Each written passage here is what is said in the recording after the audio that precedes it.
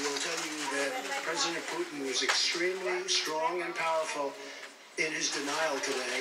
Today's White House show of force on cyber defenses was the first of its kind for the Trump administration. It came amid intensifying anticipation of a report from Special Counsel Robert Mueller on Russian interference in the 2016 election. And the nation's elections are more resilient today because of the work we are all doing.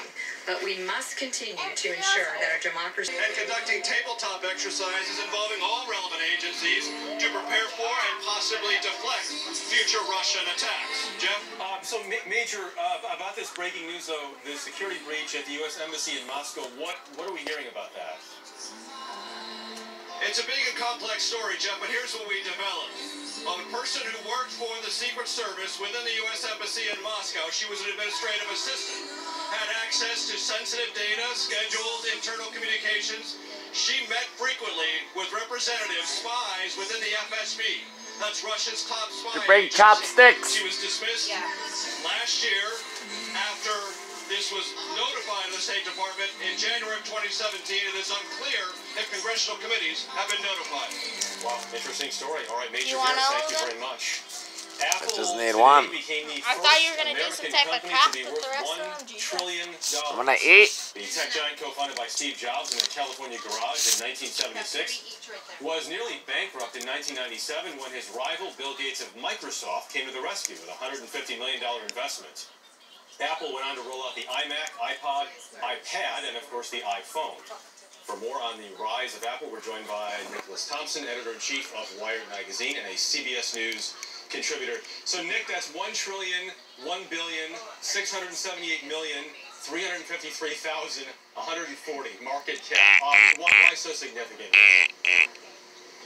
Well, I think the most interesting thing about it is that they have put out a lot of products, but this is all about the phone.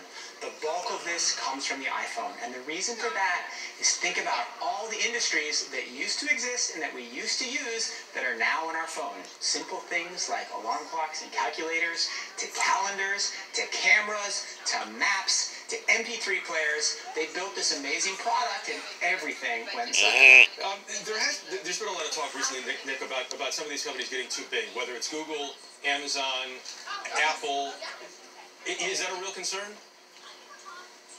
It's definitely a concern. I mean, one of the ways to think about it is that Apple employs 120,000 people.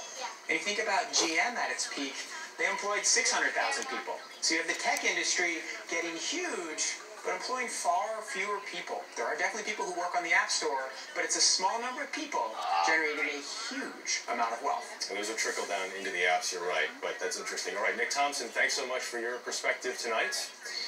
The reward for information leading to a missing University of Iowa student climbed to $172,000. What do you want? Just the... Just this is good. Disappeared 2 weeks ago after going for a run. Oh yeah. Check this out. This is what we call deluxe fried rice. You got your shrimp, every day, every night. Molly Tibbetts' mother has your already endured 15 chicken, days and nights without her daughter. The small town of roughly 1,400 people has rallied around her search. Now the family's adding another strategy to the search: money. Rob Tibbetts is Molly's father. This is another tool in our arsenal.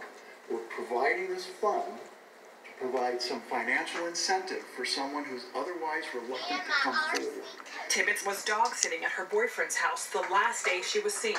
He was out of town and is not a suspect. The family believes she's still alive and may have been abducted. And today, her boyfriend pleaded for her safe return. Everybody has a Molly in their life, a person that has affected them in a way.